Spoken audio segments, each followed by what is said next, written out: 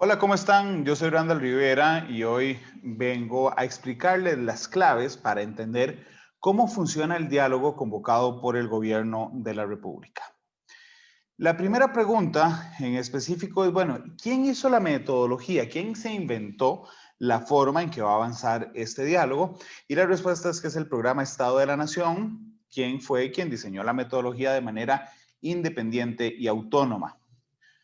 Ellos, en algo muy interesante, don Jorge Vargas Cuyel, su director, planteó una pregunta que es la que hay que resolver y a la que hay que ceñirse en todo este diálogo. Es cómo lograr una mejora permanente de al menos 2,5 puntos porcentuales del PIB en el déficit primario del gobierno central y una disminución a corto plazo del monto de la deuda pública para evitar caer en cesación de pagos. Ok, este es el problema que hay que resolver. Quisiera darles algunas claves respecto a este tema. Primero, déficit primario es lo mismo que agarrar todos los ingresos anuales del gobierno, disminuirle los gastos sin tomar en consideración los intereses de la deuda. Por eso se llama déficit primario. Lo otro es recordar que la deuda del país es particularmente alta, alcanza el 70,35% del Producto Interno Bruto. Y lo otro es que ellos usan la frase cesación de pagos, que en inglés es un tenebroso default, para tenerlo claro. ¿Cuáles son los parámetros sobre los que se va a resolver este problema y que tienen que estar incluidos en el diálogo? Bueno, uno es que el peso entre los ingresos y los gastos debe ser balanceado. Ellos han advertido que no es que tienen que ser 50 y 50, pero sí el peso tiene que ser el máximo que se logre. Todos los sectores tienen que sacrificarse. No hay un sector que no pueda darse por sacrificado. Hay una máxima que es que siempre las medidas tienen que tender a proteger a los más pobres. Hay otra más que tiene que ser que tenga efectos reales, es decir, que yo pueda comprobar y confirmar que la propuesta que estoy presentando va a tener esos efectos en la economía. Y la quinta es realmente algo muy interesante y es incluir acciones de reactivación económica prácticamente en todas las propuestas. ¿Qué es lo que va a salir del diálogo? Un informe final, es un documento que va a tener los acuerdos y los desacuerdos de la mesa. ¿A qué se compromete el gobierno convocando este diálogo? Bueno, a que todas las cosas que hagan a partir de ese momento será con base en las recomendaciones del diálogo. Además, no puede incluir nada que no haya sido acordado en este diálogo, pero aquí hace digamos, un paréntesis muy interesante realmente los diseñadores de esta metodología, y es que si no hay un acuerdo, entonces el gobierno tendrá libertad para proceder como él quiera, ya bajo la excusa de que no hubo un acuerdo. El plazo y el lugar, bueno, durará un mes el diálogo y la sede es el CONAR, el Consejo Nacional de Rectores, para el arranque. Después pueden ir hablando de dónde ir haciendo las otras sesiones. ¿Cuál es el papel de los diputados? Y esto, ojo, es muy interesante y quise incluirlo en la presentación, porque hay que tomar en consideración que algunas de las soluciones que se emitan de este diálogo pueden requerir reformas legales. Ahora sí, pongamos un escenario, digamos que sale un acuerdo y en ese acuerdo se requieren reformas legales. El Ejecutivo le propone a los diputados lo que han acordado aquí y los diputados en el plenario por mociones cambian el contenido. Por eso es que es tan importante el tema de los diputados, pero ellos van a estar en un cuarto adjunto, no tendrán voz y no tendrán voto tampoco en las conversaciones de este diálogo. Tendrán 9 espacios, estarán 7 jefes de fracción y 2 diputados independientes. ¿Quién va a representar al gobierno? 4 ministros o sus suplentes, ellos tienen que definirlo. El ministro de Hacienda, la ministra de Trabajo, el ministro de Desarrollo Social y la ministra de Planificación. Esos serán los 4 representantes del gobierno. Vamos a ver cómo se conforma la mesa de diálogo, que realmente es muy interesante. Ojo, la Asamblea de Trabajadores del Banco Popular tiene un enorme poder. Vamos, si les parece si empezamos por los renglones, vean. Empresarios, tendrá 4 representantes de los empresarios, que los definen ellos mismos. Los sindicatos, ojo esto, habrá uno escogido por la Asamblea de Trabajadores del Banco Popular y 3 de otros sectores. Después siguen las cooperativas, que tendrá 2 por parte de la Asamblea de Trabajadores del Banco Popular y 2 que lo ofrecerán otras personas, que en este caso son Senecopuna y Conacopuna. El solidarismo, una de las propuestas será de la Asamblea también de Trabajadores del Banco Popular, que tiene un poder extraordinario en esta mesa. Y el otro será un acuerdo entre Concasol y la Escuela Social Juan 23. Esos son los representantes del solidarismo. En el tema de la propuesta comunal, será también la Asamblea de Trabajadores del Banco Popular. Los productores agrícolas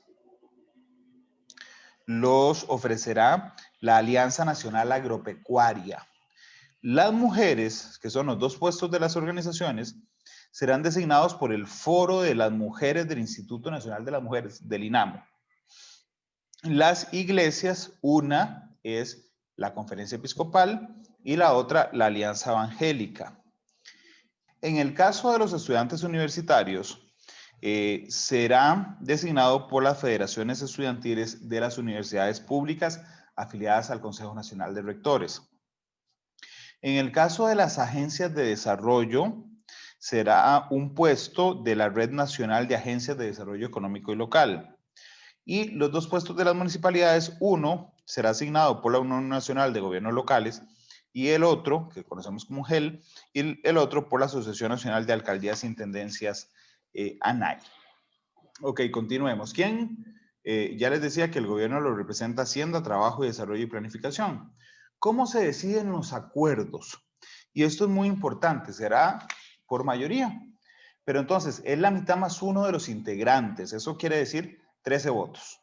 Porque hay 25 integrantes, entonces se va a escoger por 13 votos más bien. ¿Cuáles son las reglas de deliberación? Bueno, las personas pueden participar en una sesión todas las veces que quieran, solo que la primera vez que hagan uso de la palabra pueden hacerlo por 10 minutos y a partir de ese momento lo pueden hacer por 5 minutos. También la privacidad, y este es un tema que ahora veremos también.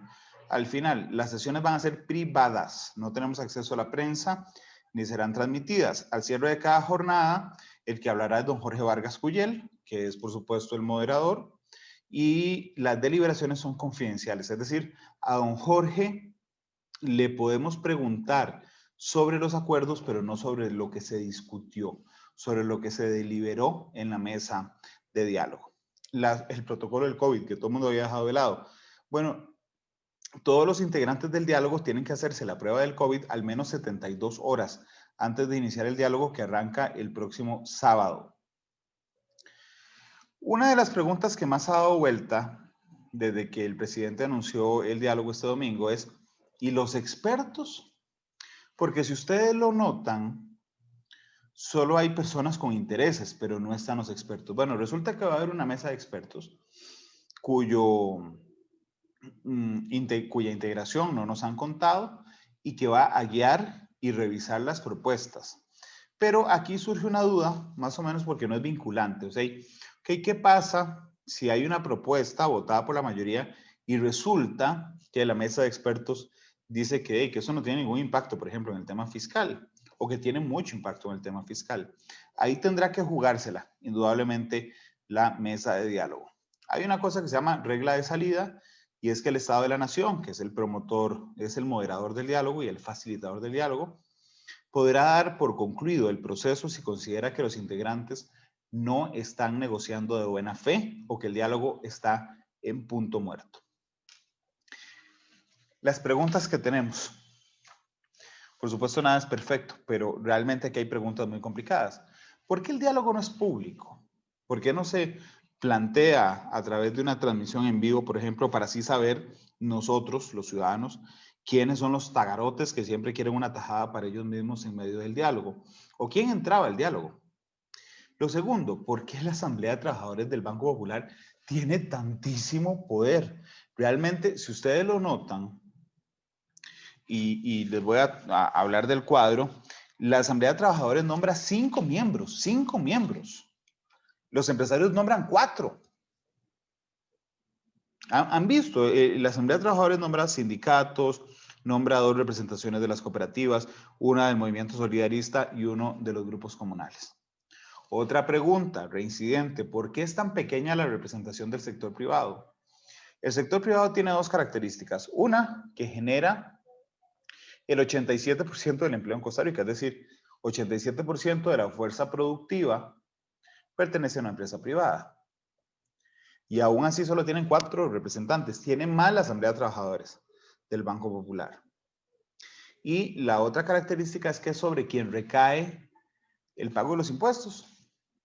Porque sí, todos los empleados públicos pagan impuestos, por supuesto, pero son 300,000. El 87% de los impuestos proviene del sector privado y aún así tienen una representación realmente pírrica de 4 representantes versus 5 de, por ejemplo, la Asamblea de Trabajadores del Banco Popular. Y la otra pregunta es, ¿por qué los diputados no tienen un papel más decisor? ¿Se acuerdan que les dije que existía el riesgo de que una propuesta que salga de ahí sea absolutamente diferente a lo que salga en la Asamblea Legislativa? Bueno, ese es uno de los cuestionamientos que realmente es un cuestionamiento muy interesante, tomando en consideración que los diputados no tienen ni voz ni voto. Estas 4 dudas, que no están respondidas, por supuesto, en este video son algunas de las que permanecen. Yo les invito a ustedes a que me agreguen, por favor, en las redes sociales o abajo aquí en los comentarios de este video, a ustedes cuál les parece o cuál les parece que podría ser una interrogante más. Otro tema que ha dado mucho de qué hablar tiene que ver con que la mesa de diálogo está llena de grupos beneficiados. Hasta el momento están los sindicatos, ni qué decir. Están las iglesias, al menos una de ellas está exenta también del pago de algunos impuestos. Están los estudiantes universitarios. De las universidades, yo les recuerdo, vienen las pensiones de lujo y por supuesto que viene el FES, las municipalidades que quedaron por fuera también de la regla fiscal, las cooperativas que no pagan renta de sus dividendos. Bueno, son algunos de los comentarios que están pendientes. Si les gustó este video, yo los invito a suscribirse a mi canal y si no les gustó, también pueden suscribirse, ¿por qué no? Y pueden dejar un comentario. Hasta luego.